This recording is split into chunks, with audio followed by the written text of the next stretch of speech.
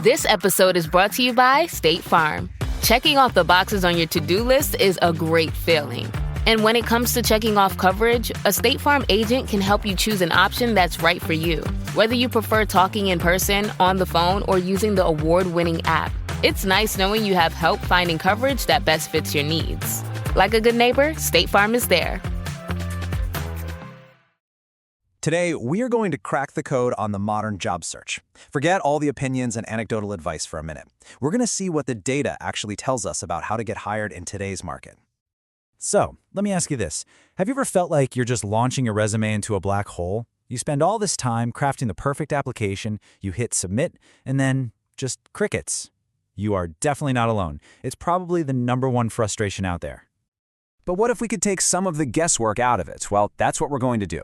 We're going to dive into some really fascinating data, highlighted by the firm Hunter, that paints a super clear, numbers-based picture of what actually gets results. Okay, first things first. Before you even start tweaking your resume, where should you even be looking? Because it turns out the platform you use to apply, it matters, like a lot.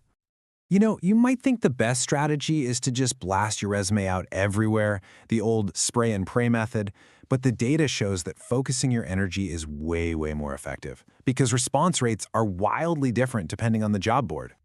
And when you actually look at the numbers, it's not even close. You see the big names you'd expect here, Glassdoor, LinkedIn, but Google Jobs is just in a totally different league. 9.3%. That's the response rate for applications sent through Google Jobs. Now, I know what you're thinking. That might not sound like a huge number, but in the job search game, where any response feels like a huge win, that number is basically a giant flashing neon sign telling you exactly where to go. And just to put that into perspective for you, a 9.3% response rate is nearly triple what you can expect from applying on LinkedIn. So right off the bat, this tells us that choosing where you apply is your first and maybe biggest strategic advantage. All right, so you've picked the right platform. Now, what about the thing you're actually sending? Let's talk about your resume. Ah, yes, the eternal debate. 1 page or 2? Everybody seems to have a super strong opinion on this, right? Well, let's cut through the noise and just see what the numbers have to say. And the answer is, drumroll please, it pretty much doesn't matter. I mean, look at this.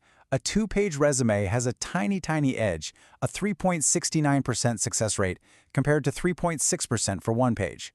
The difference is so small, it's basically a wash. So, if we shouldn't be obsessing over how long it is, what should we be focusing on?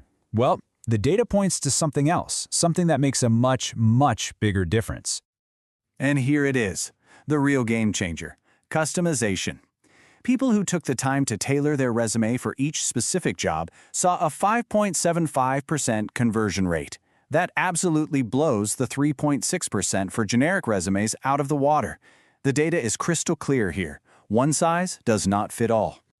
Okay, so you've used the right platform, you've sent a beautifully customized resume, and now comes the really hard part, the waiting game.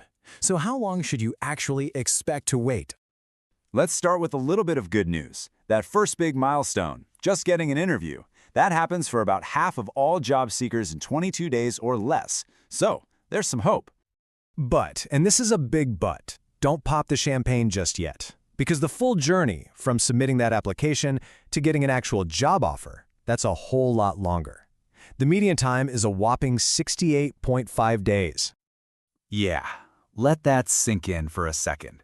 Over 2 full months. And this isn't some weird fluke. The trend actually shows that this waiting period is getting even longer. And a huge reason for that long wait? Well, the time it takes to get an offer has jumped by 22%. It's just a more competitive market out there, and hiring processes are really dragging on. So what on earth does this 2-month waiting period mean for your strategy? Well, it means the old way of doing things, apply and wait, is completely broken. You need a totally new mindset. The winning mindset today is really a continuous loop. You submit applications to land interviews. But the key is this: even when you land a great interview, you immediately go back to step 1 and keep applying. The search never, ever pauses. And this is exactly why that's so critical. If you pause your search every time you have a good interview, you could easily wait 2 months just to get a no, and you'd lose all of your momentum. The only way to win this game is to always have multiple irons in the fire. All of this really leads to a pretty powerful truth. The skills needed to find a job are different from those needed to do a job. This data helps you master that first part. So the real question isn't just, are you looking for a new role? It's, are you ready to master the game of getting hired?